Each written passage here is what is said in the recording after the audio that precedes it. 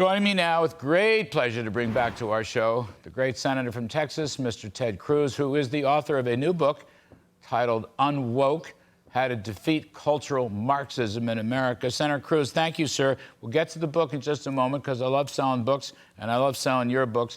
But I mean, really, all they can do is nitpick Israel here and, by the way, get the story wrong. And, by the way, Obama has blood on his hands for what he did. Biden is implicated, too, for what he did. They can't even get the damn story straight, sir. Look, you are exactly right. As always, your monologue is spot on. I agree with every word you said. And at the end of the day, it's really simple. Stop giving money to terrorists who want to kill us. You're right. Barack Obama gave Iran over $100 billion. Joe Biden gave Iran nearly $100 billion. In a very real sense, they funded the death squads that were murdering civilians in Israel. They're funding the rockets that are raining down on Israel. And what is the Biden administration's response? At every step since October 7th, the Biden administration has been undermining Israel, has been calling on them for a ceasefire, for a pause. It's real simple.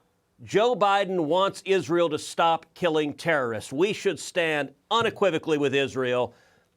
Prime Minister Netanyahu is exactly right. The only response to these atrocities is to utterly eliminate Hamas. And the Biden administration is doing everything they can to prevent Hamas from being eliminated. And in fact, even worse than that, Joe Biden's first response after this attack was to say he wanted to give $100 million to Gaza, which will go straight to Hamas and be used to fund terrorism. It makes no sense whatsoever. The other thing is, Senator, just occurs to me, this Blinken, he's picking, look, this is a straw horse.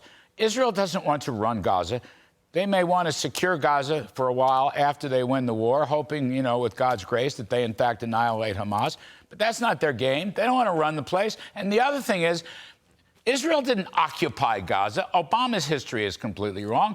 Israel didn't occupy Gaza. Hamas won an election in 2007. Maybe they stole an election. I don't know. But they have been governing for all these years. What did I say? 17 years. And Israel, if anything, was too trustworthy. I mean, the history here is wrong. It's made up. Obama's lying. Biden is lying. Blinken is lying. Picking fights with Israel in the middle of a fight for their existence. I don't get it, Senator. Honest to God, I don't get it. Well, you are absolutely right. They're lying, and they know they're lying when they say that this is occupied territory.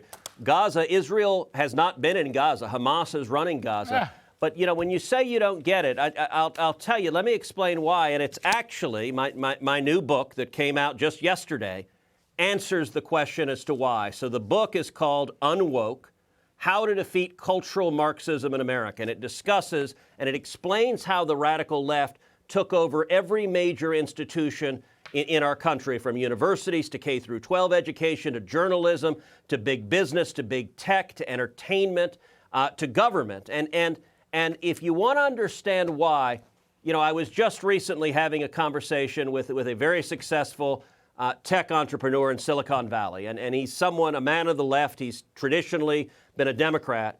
And he was expressing complete bewilderment at the rabid anti-Semitism from the left, whether it's the squad in the House or all of these viciously anti-Semitic protests and riots on university campuses. And I explained that for the cultural Marxist, the world is divided into oppressors and victims. Karl Marx made it the owners of capital and the proletariat. And the solution Marx advocated was the violent revolution from the proletariat that overthrows the oppressors and uses government power to forcibly redistribute wealth.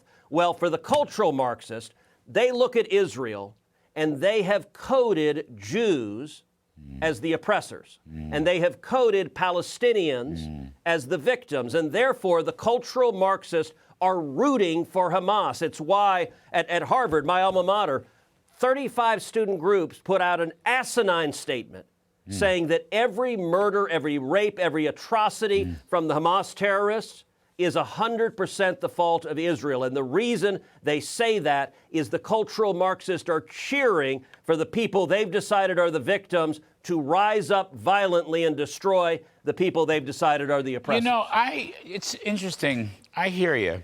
and I know you're onto something.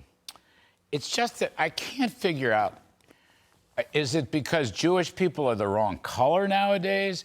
Is it because Jewish people who, by the way, are politically rather liberal, but is it because they work and they're capitalists and they make money? Is it an attack on the capitalist system?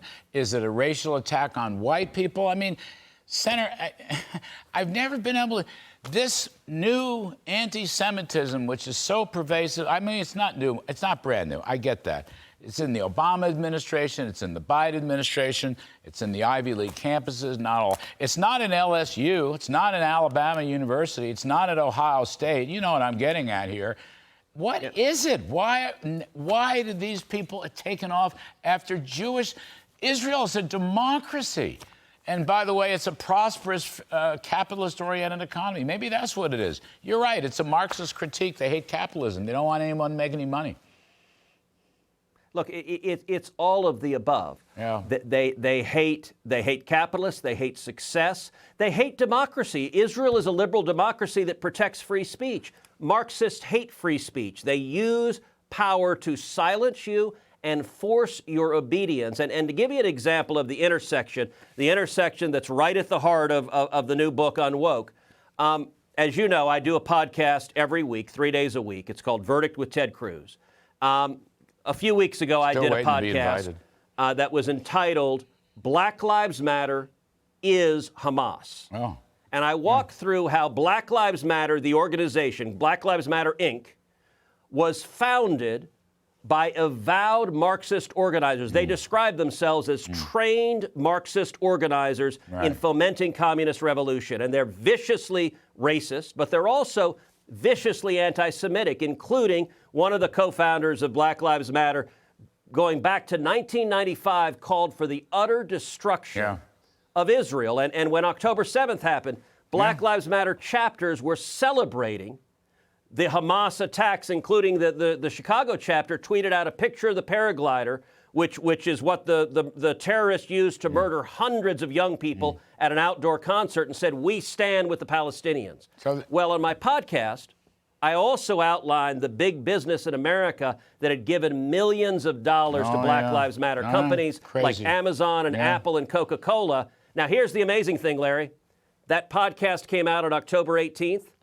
The next day, Coca-Cola quietly edited their website to remove any mention of the $500,000 they gave Black Lives Matter.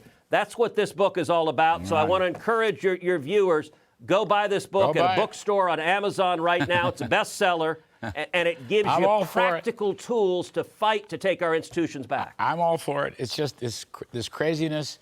I guess they don't like white people. They don't like capitalist people. They don't like prosperity. They don't like America. That's the bottom. They do not like America. That's exactly right. Anyway, Senator Ted Cruz, as always, sir, you're spot on. Folks, go out and buy the book. One click, Amazon or wherever you want to do it. It's easy as pie. Thank you, Senator. We always appreciate it.